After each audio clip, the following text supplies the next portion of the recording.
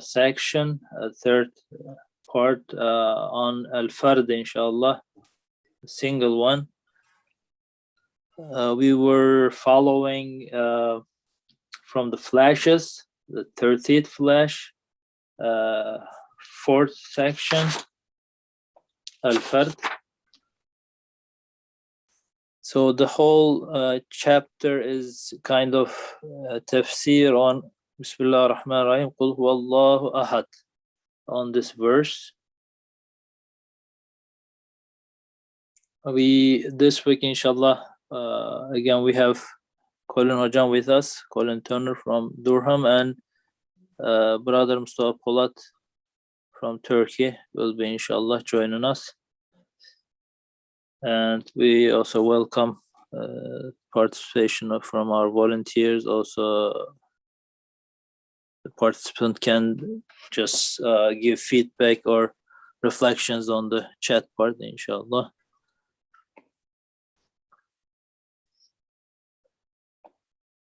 Fourth indication.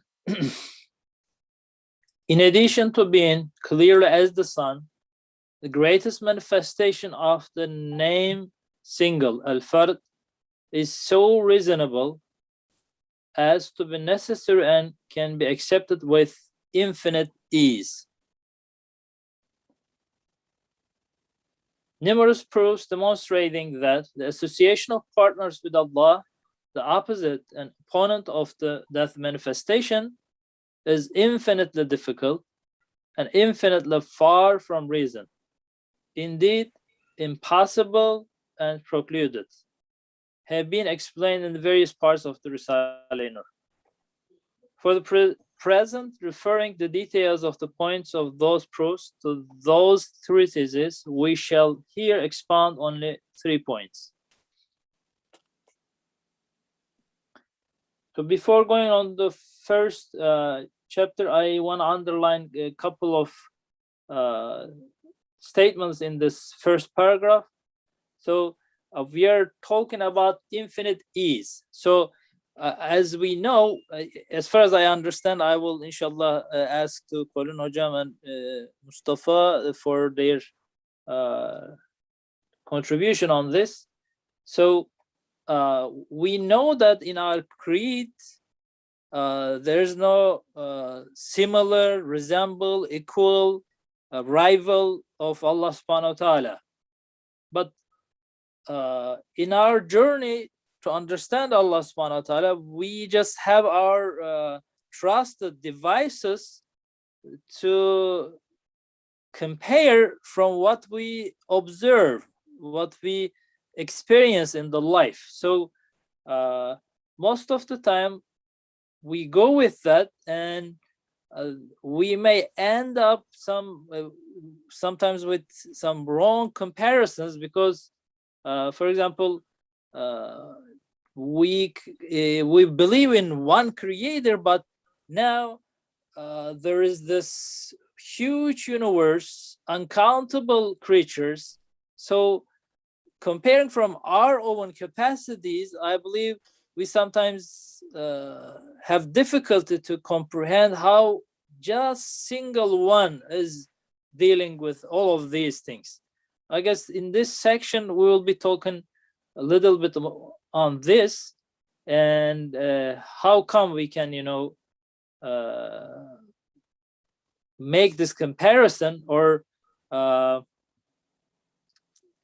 kind of come to a conclusion that believing the one is dealing with all of this is easier than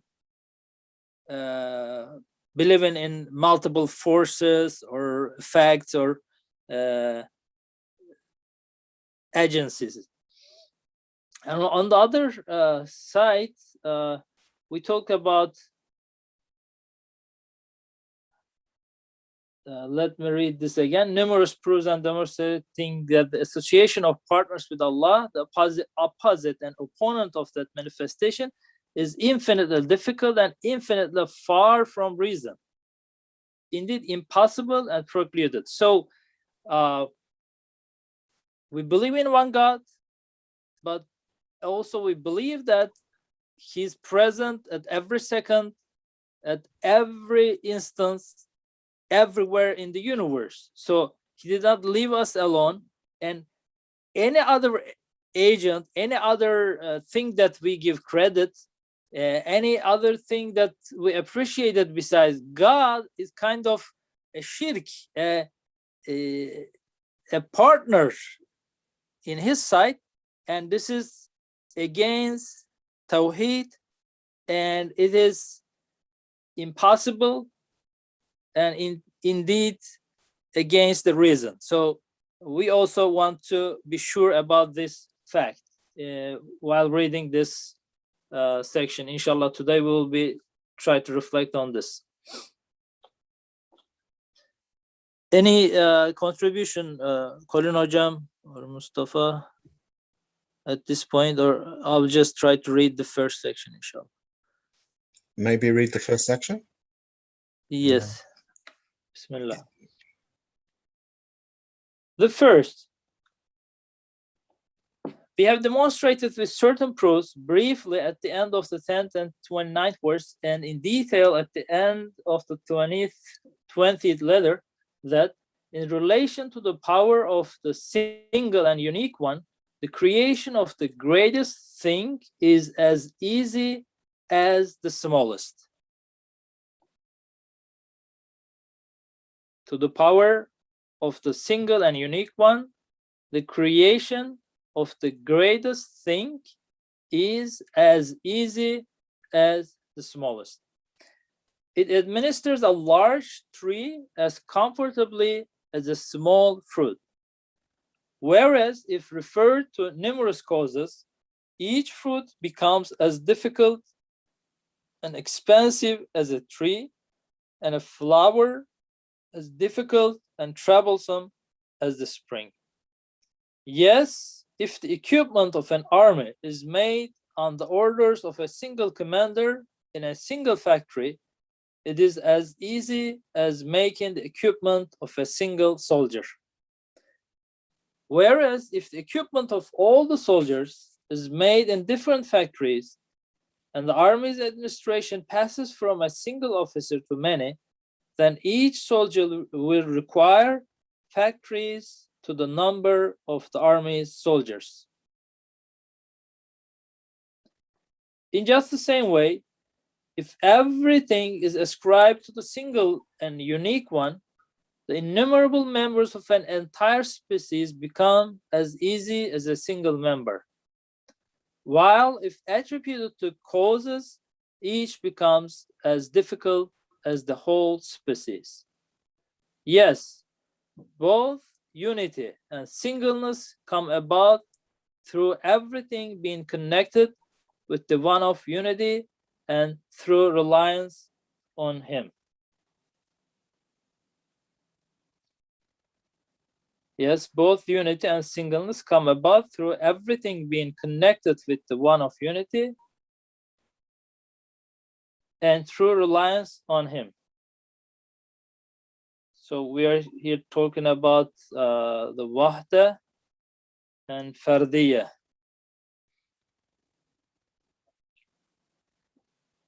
And the single and unique one, the wahda and fardiyya. In the just same way, if everything is ascribed to the single and unique one, the innumerable members of an entire species become as easy as a single member, while if attributed to causes, each becomes as difficult as the whole species. Yes, both unity and singleness come about through everything being connected with the one of unity and singleness, and through reliance on him. And this reliance and connection may become a boundless power and strength for the thing. Through the strength of the reliance and connection, that small being may perform works far exceeding its individual strength and produce results, while something very powerful that does not rely on the single unique one, is not connected to him, can perform small works in accordance in accordance with its individual strength, and the results diminish accordingly.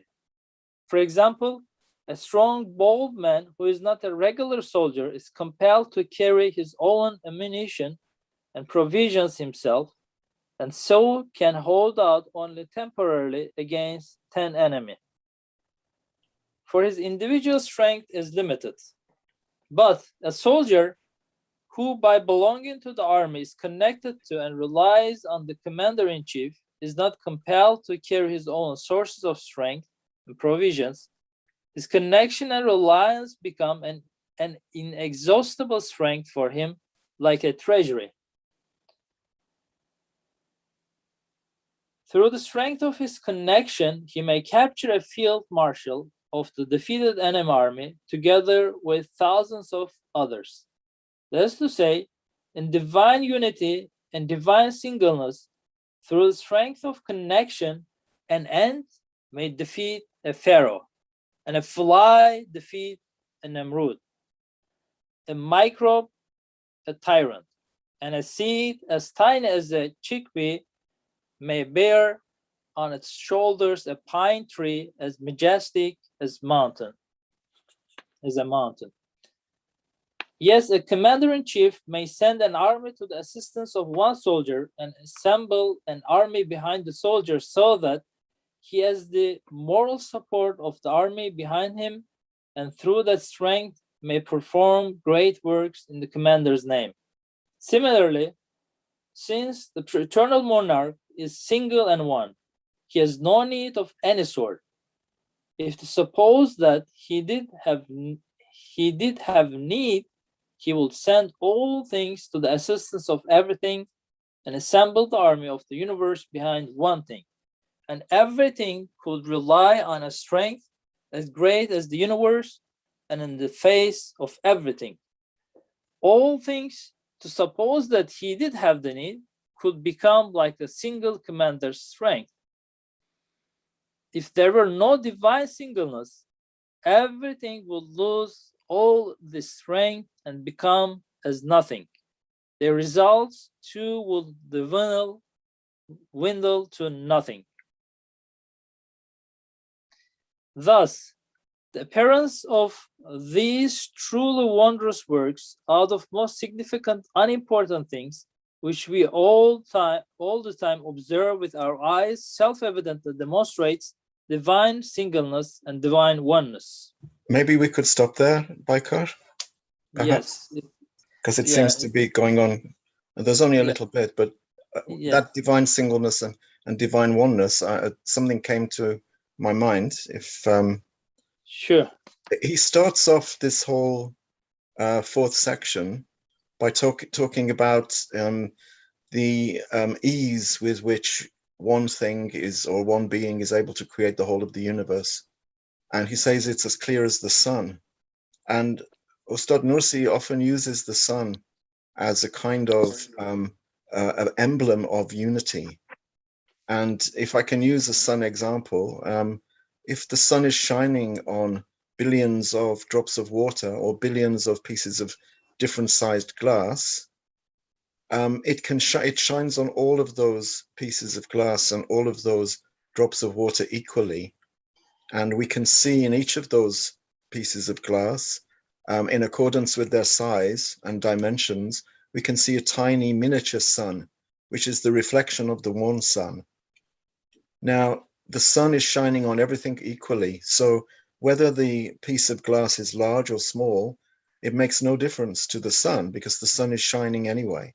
It shines on everything equally, but in every single piece of glass and every single bubble of water or drop of water, there is a unique reflection that's dependent on the size of the drop of water and the size of the glass.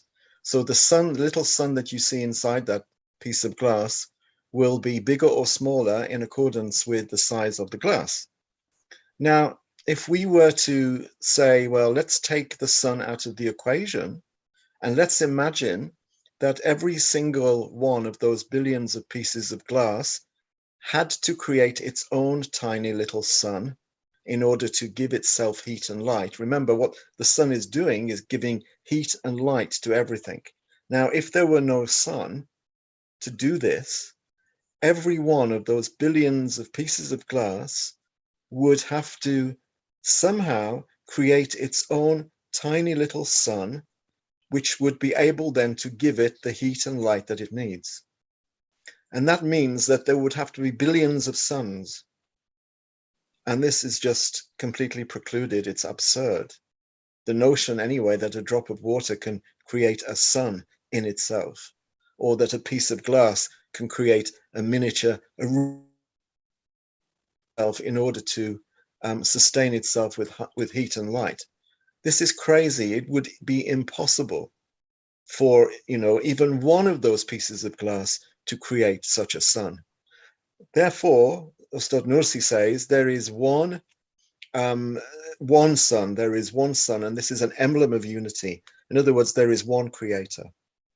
If there is one creator, it's easy for that creator, if the creator is omniscient and omnipotent and absolute, to create billions and billions of creatures, much, much easier than it would be for each one of those creatures to create itself. And I think that is the most clear example that he gives. And there are lots of other examples. For example, if you are cooking a dinner for 12 people, it's far easier for one person to be in the kitchen cooking than it is for each one of those 12 people to cook their own dinner from their own ingredients using their own separate kitchen. It's much, much easier for one person to cook for 12 than it is for 12 people to cook for 12. And the examples, you can expand on all of these examples. And here Ustad is using the army as an example. And they're all valid examples. It's easier for there to be just one commanding figure, a single and unique one. Thank you. Thank you. Mustafa, any contribution at this point? You want to add anything?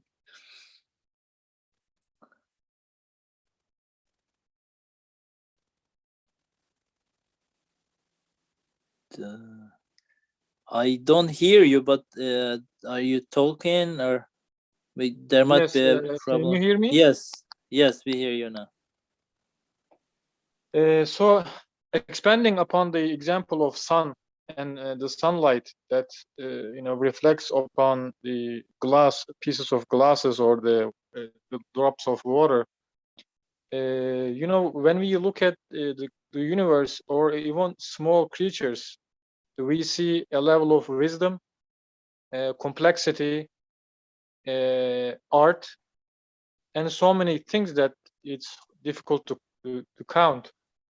And so there is a level of intelligence, let's say, and we have to ascribe it to something. So we will ascribe it to itself or some ultimate being. There is no other way around, I think. So the complexity of from macrocosm to microcosm, everything is so complex and so connected to each other, and so they're created so intelligently.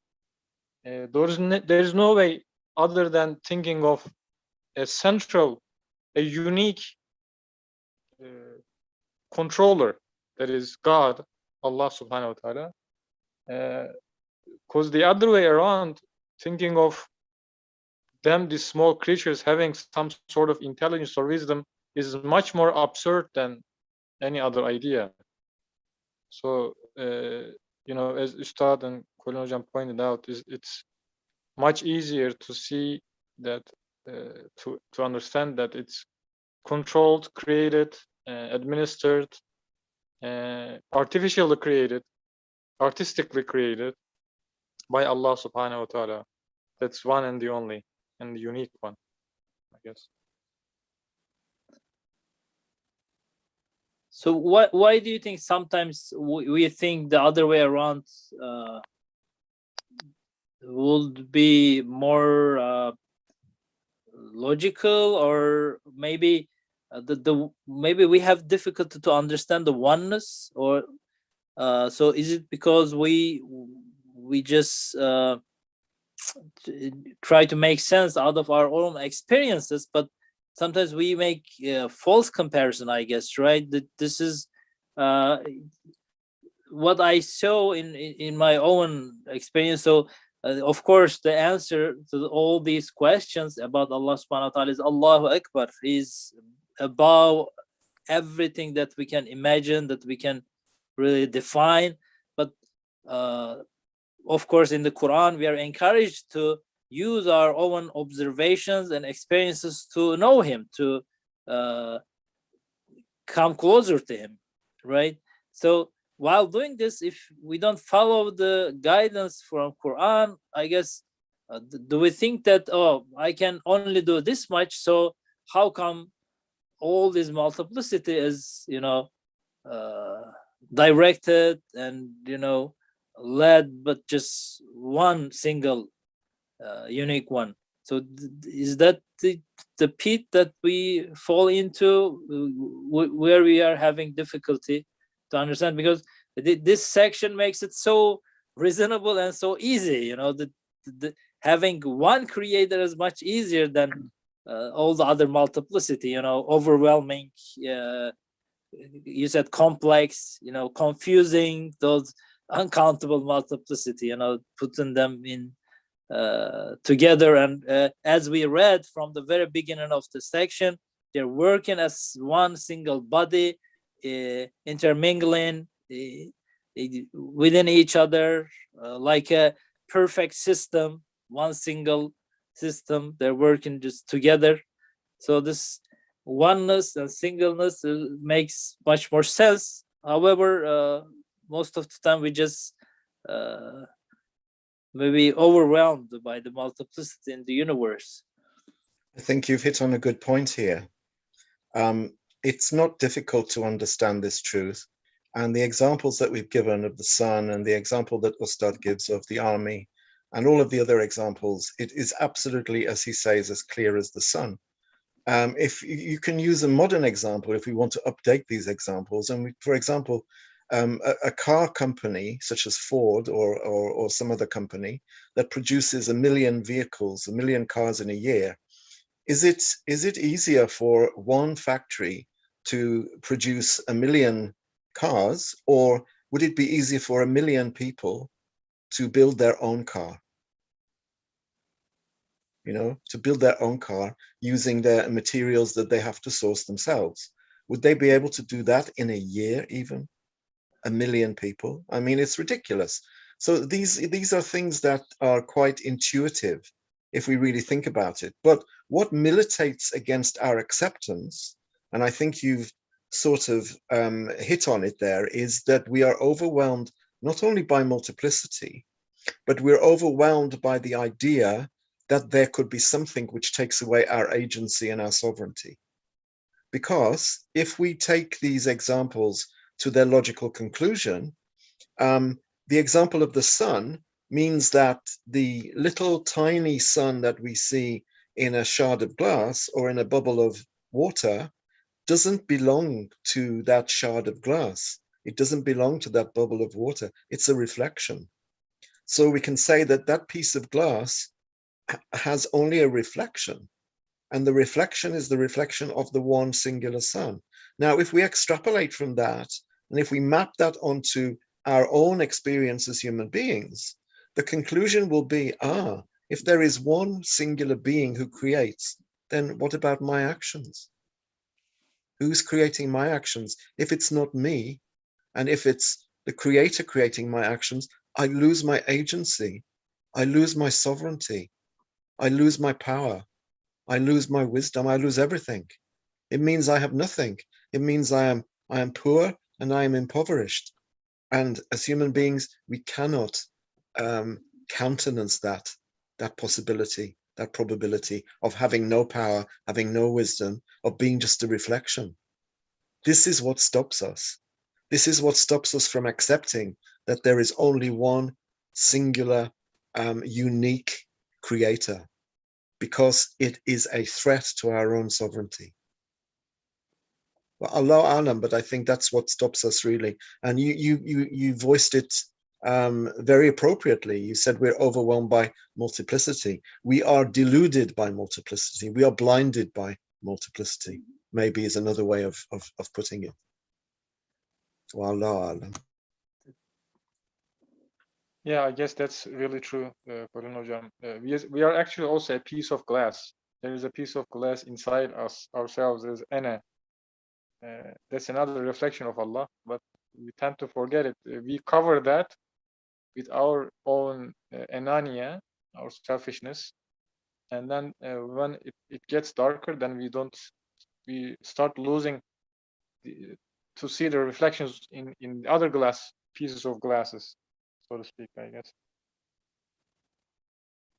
So thank you for the example. So leave aside making that car, maybe we are not able to control our own selves.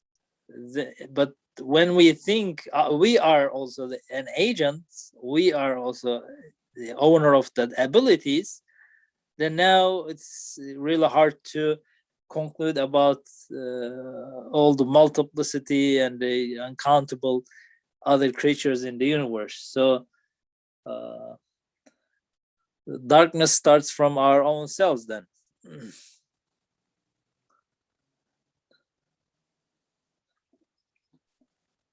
Thank you so much.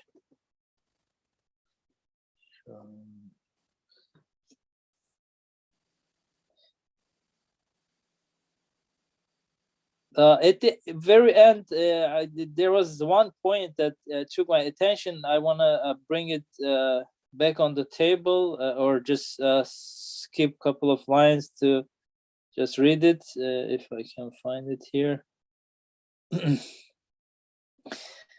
Yes, a commander-in-chief may send an army to the assistance of one soldier and assemble an army behind the soldier, so that he has the moral support of the army behind him, and through that strength may perform great works in the commander's name.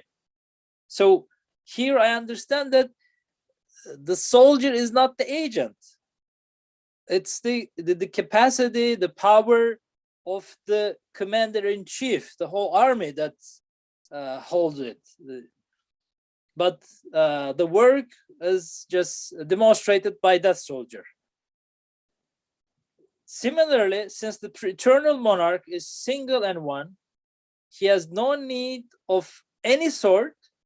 If it's supposed that he did have need, he will send all things to the assistance of everything and assemble the army of the universe behind one thing, and everything could rely on a strength as great as the universe, and in the face of everything, all things, to suppose that he did have the need, could become like the single commander's strength. So again, instead of just every single creature trying to find their ways in the universe, attaching all these things, all these creatures, putting their trust into one single creator is much easier, and he can make the whole universe a servant to one, and he can support that one with the strength of the whole universe. But in parentheses, here Ustad reminded us one fact that we need to always keep in mind. He said, to suppose that he did have the need, but he also said that he has no need of any sort. If to suppose that he did have need, would send all things to the assistance of everything.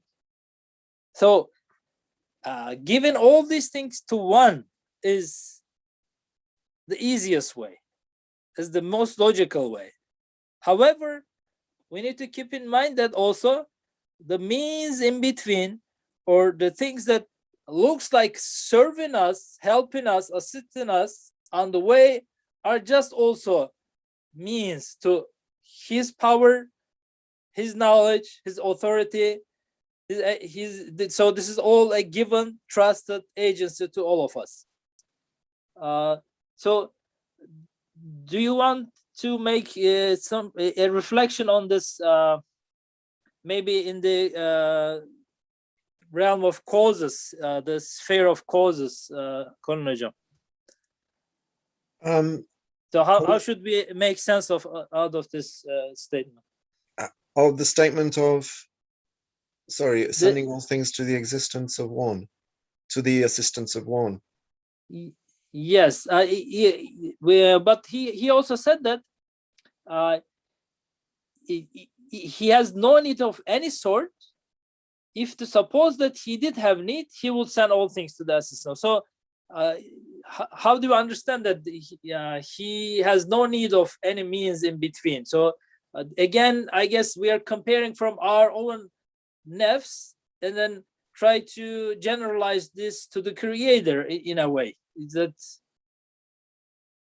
the case? Or so the thing is, it doesn't really make sense here. If he had need, then if he did have need, then he wouldn't be able to do anything. If he had need, he wouldn't be God. So I really don't see, I mean, I'm sure Ustad is trying to say something that I can't understand here. But if he had need, then he wouldn't be God. And he wouldn't be able to send all things to the assistance of everything. Now, I realize that Ustad is trying to make a point, but I am, my brain isn't registering what that point is.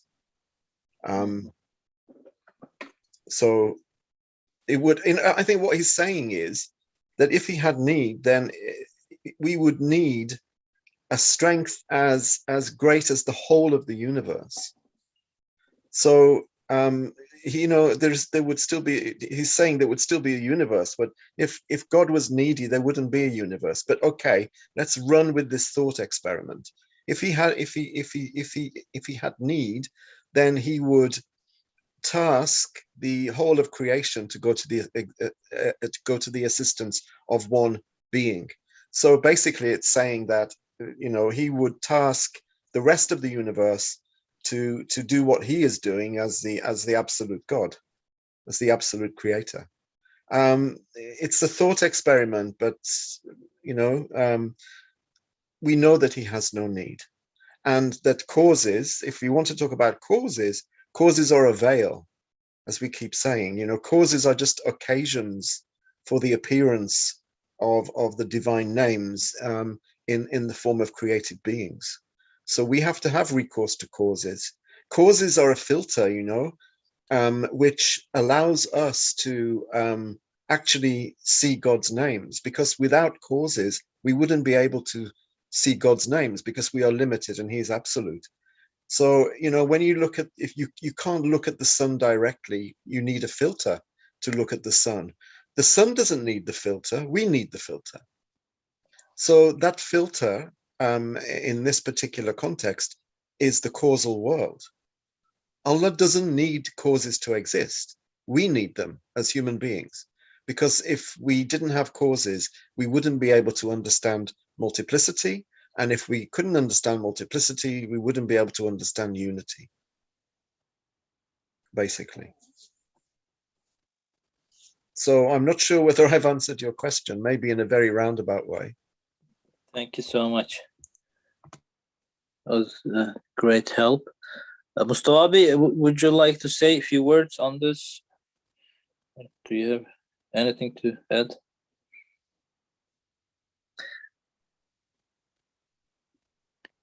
No, if you're asking me.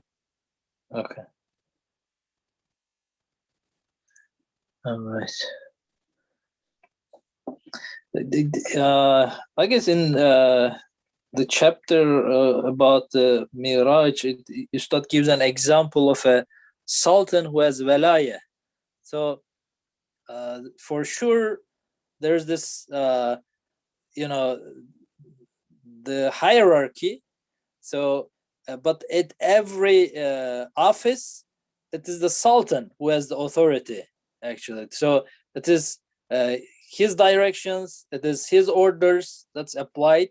Even though we see it in a major, we see it in a lieutenant, but it's always the authority of the sultan. But if this sultan has walaya and he can, individually, intervene to some orders and actions at some point. So he gives that kind of example.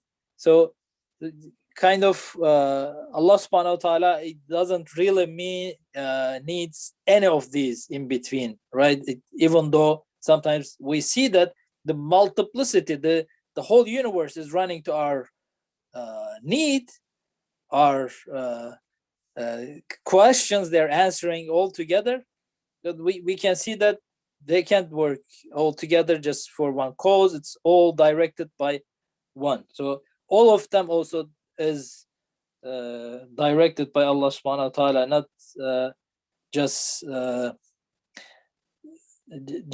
they work together, but they're also with all means in depth to Allah subhanahu wa ta'ala what they're doing.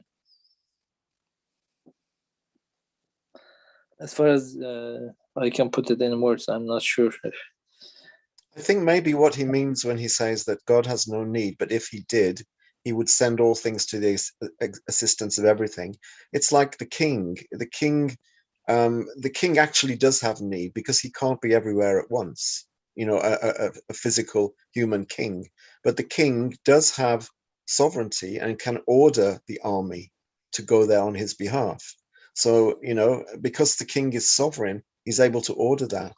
So maybe that's what he's saying. You know, even if God did have need, he would still be able to task the whole of creation to go to the existence of a single atom. Mm-hmm. But of course, you know, God has no need of the causes. We are in need of the causes because we are creaturely, we are limited, we are not absolute. And in order to be able to understand God's names, we have to have multiplicity.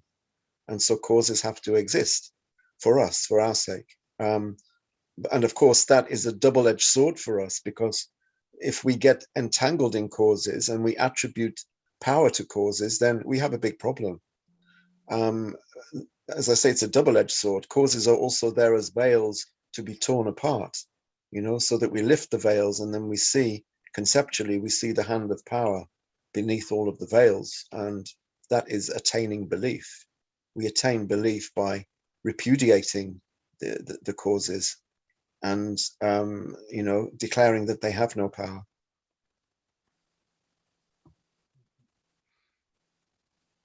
Right. Thank you. There's one short reflection on the chat part that I want to tell if maybe it makes a little more clear that point. Actually, Turkish does not say if he needs, it says if there's a need. So then that makes absolute sense now. I was having a big problem trying to justify that, you know, if there were a need. Yes. Thank you. Thanks to Harun for that, for pointing it out. It gives it a very different complexion. If there were a need, he would send all things. It makes sense now. The comparison is for understanding the lack of the name Fard versus having the name Fard. The comparisons. Yes, yes. That makes sense.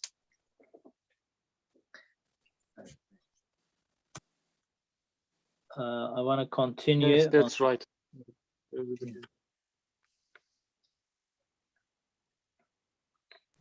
Harun Hoja also said something before, I think. There is a message in the chat from him, and also from Mehmet as well. Yes, it's kind of we missed that point, but if we have time, maybe we can come back to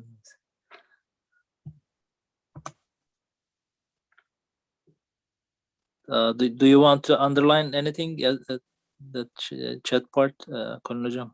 Maybe I missed. I can go back very quickly. Harun is talking about operating systems again. In the computer realm, operating systems relate individual programs so efficiently that we can produce computations that are beneficial to our real world problems. Mehmet Su says we tend to forget the true owner, and we like owning things, even though we know the reality. Then we start expressing and explaining things without God. We think everything belongs to themselves as we belong to ourselves. That's robbery from God's possessions, which is absolutely the truth. No scholar, I think, to the extent that Ustad Nursi does, stresses on the fact that human beings do not own anything and cannot create their own actions. If we think that we have something in and of ourselves, this will prevent us. This will always cause us to make some kind of shirk. We say, well, I have a little bit of power, but God has lots and lots and lots of power. We make this false comparison, like children do. Saying, "Oh, a child says, well, I can eat this much, but my daddy can eat lots more."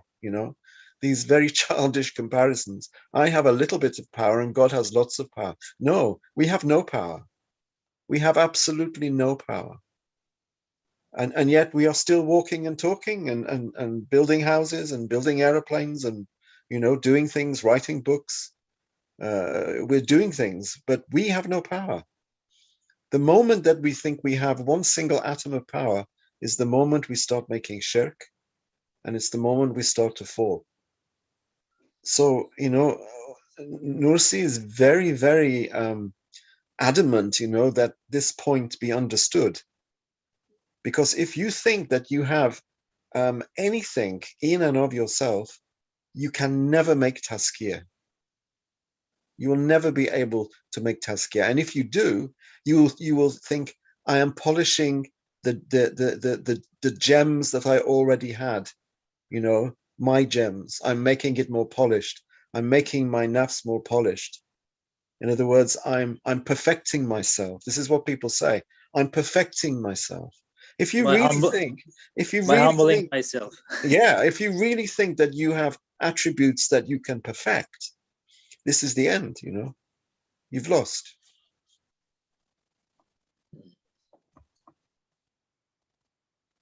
Thank you.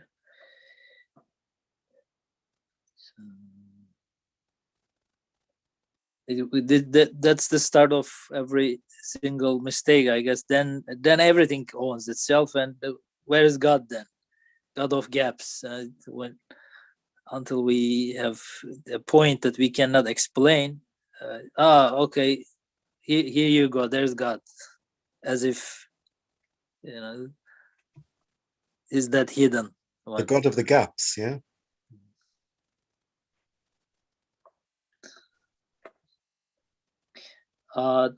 Any additional contribution? I wanna continue and read and to the end of this section.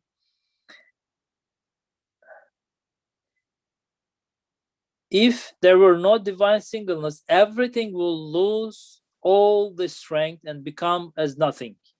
Their results too will dwindle to nothing.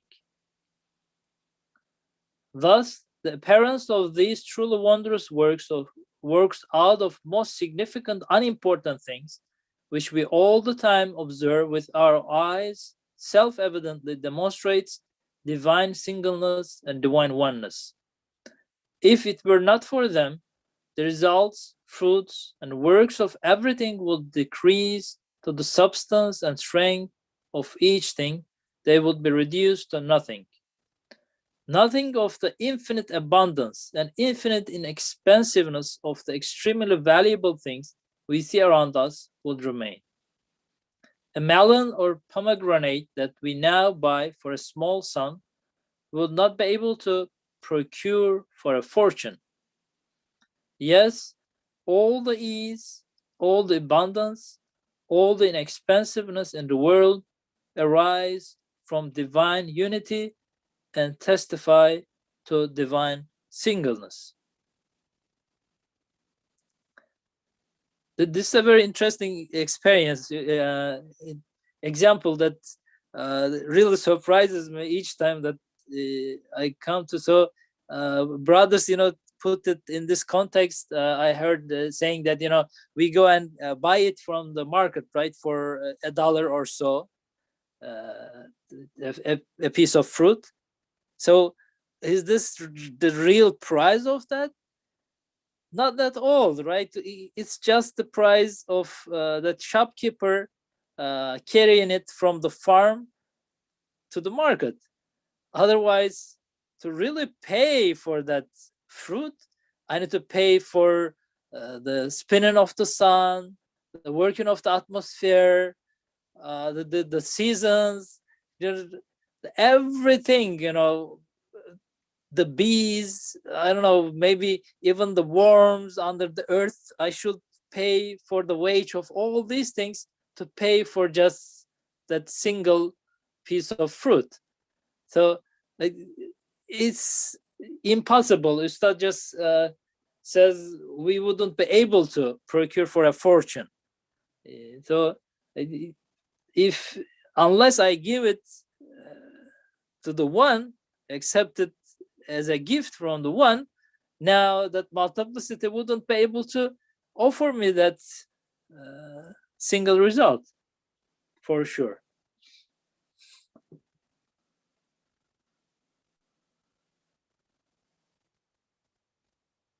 Anything to add on brother's side? There's also the uniqueness as well. When you eat a piece of fruit, like say a banana, when you take the peel off the banana, and you know, if you're in your house eating your banana, no one in the world has seen that banana apart from you. That banana is also unique, and it's different to every other banana, you know. People pay high prices for diamonds because diamonds are rare, you know. But everything actually everything that is created is unique. There is nothing like it. But because there are so many of them, and you know, we can say that they're not rare in one sense. But actually, everything is rare because everything is unique. And unique, if there is something which is unlike anything else, then that is absolutely unique. So we can understand the uniqueness from you know, just the multiplicity actually. So thinking that offering gift is, you know, individually, especially offered to me, is this the unique side of it that makes it really unique, or you're talking about this is really different than all the other bananas, but we don't really pay attention to that? Both sides, you know, if there is, you know, ahad and wahed, okay, bananas look very, very similar, but every single banana will have a sekia ahadiyya because Allah is creating that at this very moment uniquely. And it has an existence that other bananas don't have. It has its own existence. And if you look at it carefully, it will have its own distinguishing characteristics. That's one side of the coin. The other side is that it's in your hands. And as you eat it, you realize that that banana was meant just for you. In other words, the whole of the universe had to exist for that banana to exist, and for that banana to come into your hands. So for you to eat that banana, there had to be a creation. So that makes it very, very special, very, very unique. Thank you for that. I was going to ask a question here on the one statement that Ustad made. If there were no divine singleness, everything will lose all the strength and become as nothing. Their results too would dwindle to nothing. So how can we understand this? What are their results and how it becomes nothing at the end?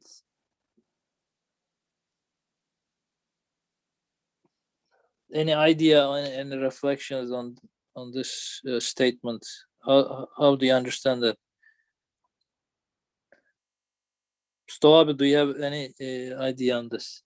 Why their results come to nothing?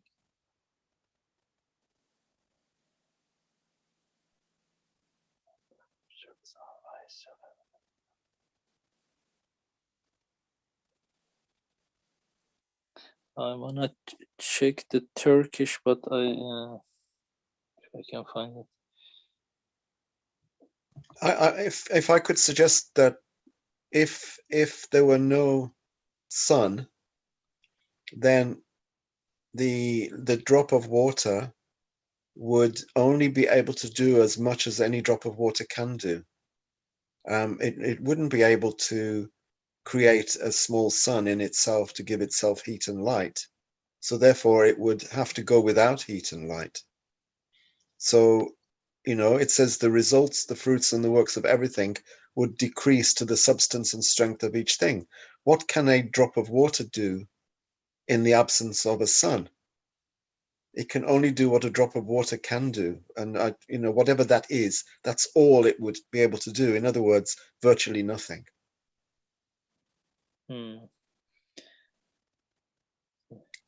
That's the only thing I can understand from that sentence. In other words, without the creator, what would I be able to do? Nothing. I wouldn't be able to do anything. As it says, they would be reduced to nothing.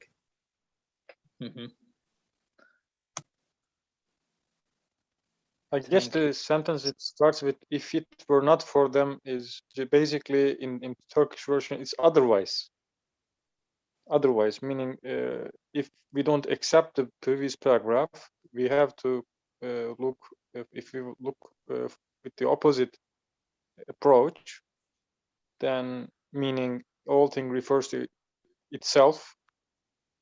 In this case, it all vanishes so quickly. It all vanishes so quickly. So, Mustafa, are you saying that the translation is wrong?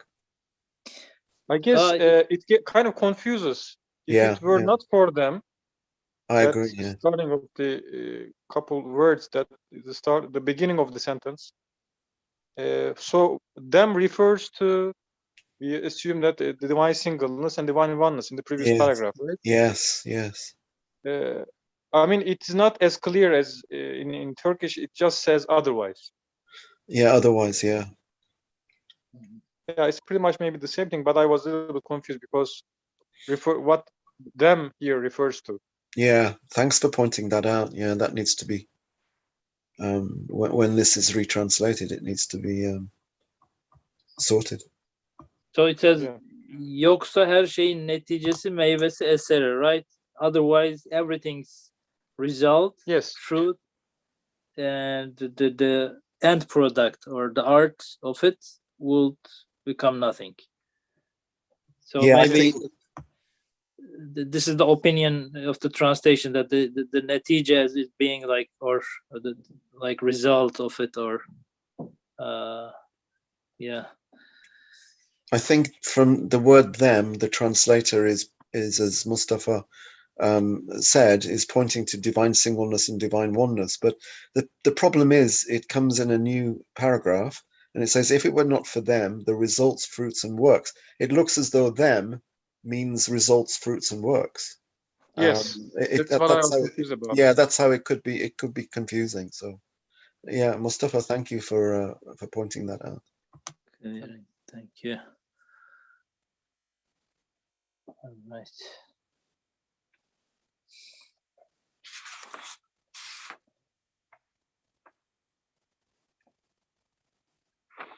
There is a couple of good examples in the second point, but I'm not sure if we will be able to cover it. I can just maybe read through a short part of it, but unless we want to reflect on any previous points or get any questions from the chat part. I just want to say I'm so amazed with the level of iman, different levels of iman, I guess. Even in daily basis, we go into social life and we forget these things sometimes, indulging in all these causes, relationships, starting from ourselves. And then that means there's so much need for us to read and reflect upon these things every single day, maybe multiple times in a day, to have a straight point of looking at things. To rebalance our forget. Great point. Thank you, Mustafa abi. Colin hocam, any No, I can't add to that. Mustafa is absolutely right. We don't read the creation. We read it very intermittently, or maybe when we remember, but everything, in creation is constantly being revealed to us. The verses are constantly being revealed, and the creation is constantly calling out to us, with God's names. So we have no excuse, really. We are just lazy and forgetful. That's our problem. Thank you. Okay. Just let me shortly read the beginning of the second point if we don't have any other points to make. So we can resume back from here the next week. Second point, beings are created in two ways. One is creation from nothing, called origination and invention, and other is the giving of existence through bringing together existent elements and things, called composition and assembling. When in accordance with the manifestation of divine singleness and mystery of divine oneness, this occurs with an infinite ease. Indeed, such ease to be necessary. If not ascribed to divine singleness, it would be infinitely difficult and irrational, difficult to the degree of impossibility. However, the fact that the beings in the universe come into existence with infinite ease and facility and no difficulty at all and in perfect form self-evidently shows the manifestation of divine singleness and proves that everything is directly the art of the single one of glory. Yes, if things are ascribed to the single one of unity, they are created from nothing through his infinite power, the immensity of which is perceived through its works like striking a match. And through his all-embracing infinite knowledge, everything is appointed a measure like an immaterial mold. The particles of all things are situated easily in the mold existing in knowledge, in accordance with the form and plan of everything in the mirror of knowledge, and they preserve their positions in good order. If it is necessary to gather together particles from round about, the particles are bound together in regular fashion, like the soldiers of an obedient army, in accordance with the comprehensive principles of power and laws of knowledge. Driven by power in accordance with knowledge, they come, enter the mold, existing in knowledge in accordance with the measure of divine determinant, which encompasses the thing's existence and with ease form its being. Like the reflection in a mirror being clothed in external existence on paper by means of a camera, or the invisible writing of a letter appearing when it's spread with a special substance, with the greatest ease, power clothes with external existence, the essence of things and forms of beings present in the mirror of the single one of unity's eternal knowledge. It brings them from the world of the meaning to the apparent world and shows them to us. I'm going to stop here.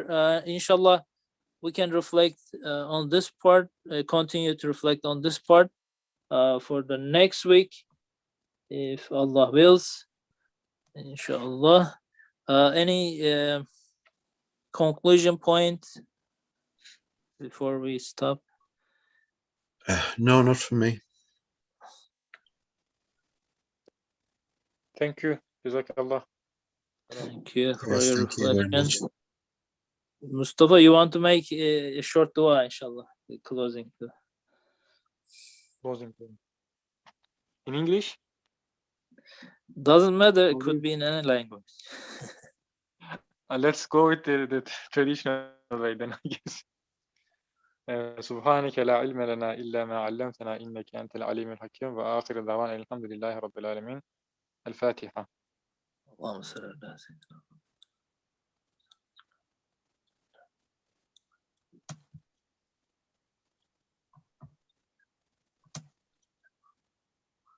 Thank you for joining us. Inshallah, keep us in your du'as. We will be, inshallah, continuing on this section for the next week. Inshallah. Thank you Assalamu for your alaikum. moderation. Salam alaikum. Thank you, Nabi. Thank you, Mustafa. Thank you. Assalamu alaikum.